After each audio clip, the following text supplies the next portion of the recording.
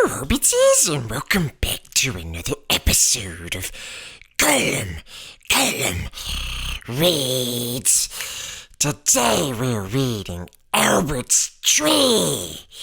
In this story, Albert's tree is crying and he doesn't know why. But we're gonna find out why. Yes. Let's get into the story, shall we?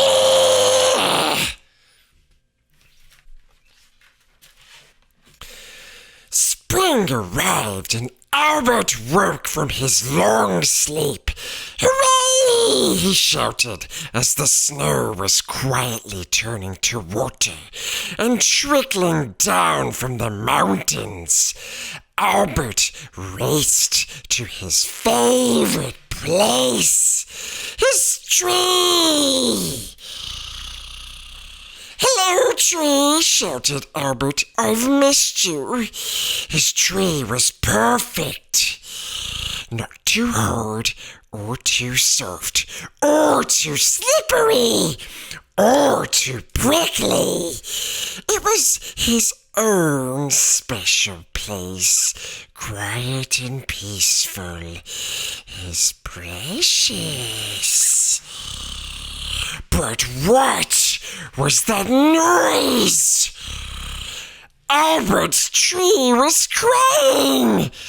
"Rah!" wailed the tree. "What's going on?" said Albert. "You don't normally make a noise." Sniff, sniff. "You smell the same." "Bounce, you feel the same."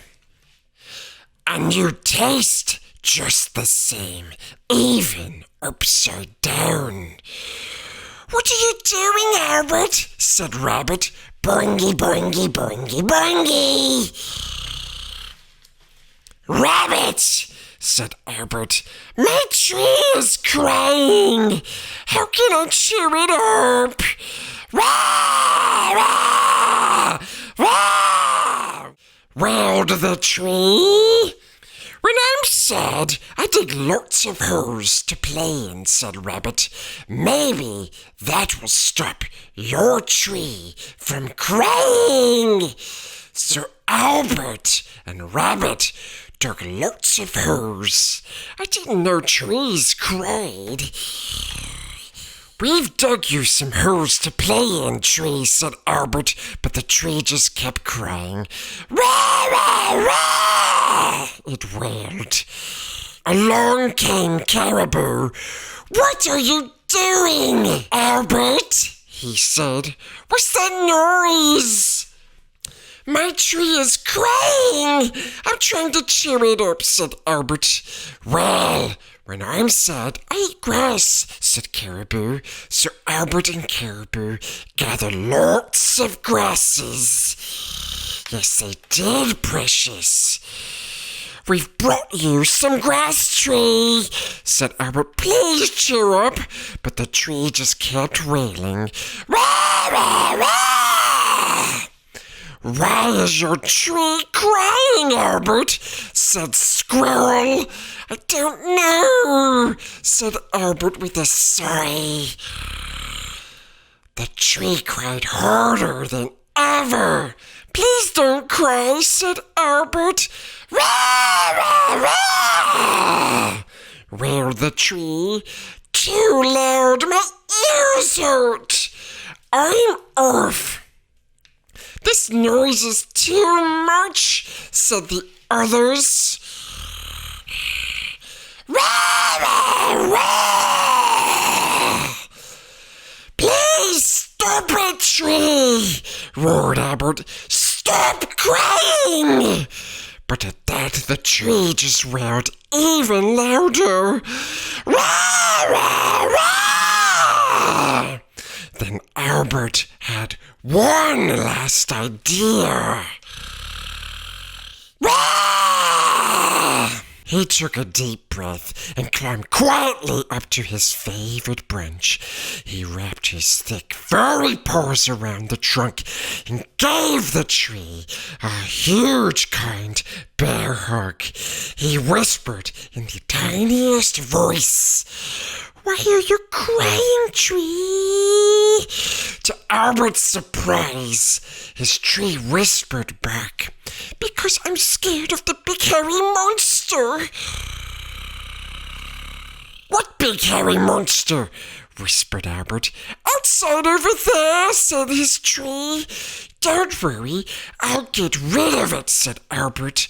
Albert nervously looked high and low outside, and over there was no monster, precious. There's only me here, said Albert. Oh, phew, said the tree. I can come out then. Yes. Ah! Screamed a tiny feathered thing. You're the monster! Ah! Screamed Albert. You're the tree! I'm not a monster, said Albert. I'm Albert! And I'm not a tree, said Owl. I'm Owl! Albert and Owl laughed and laughed at their mistake. Ha ha ha! They both felt much better. Albert was glad his tree was back to normal, and he and Owl played in it all afternoon. Woo! Woo! And as he watched Owl swooping from his favorite branch, Albert knew that Owl loved the tree as much as he did, which he secretly decided made his tree twice as perfect as it had been before. We hope you enjoyed this reading of Albert's Tree. Don't forget to smash the like button and leave a comment down below. Yes, precious, yes. And don't forget to subscribe. Do it. You know you want to, my love. Yes, do it. Until next time, Hobbit sees. Gollum, Gollum.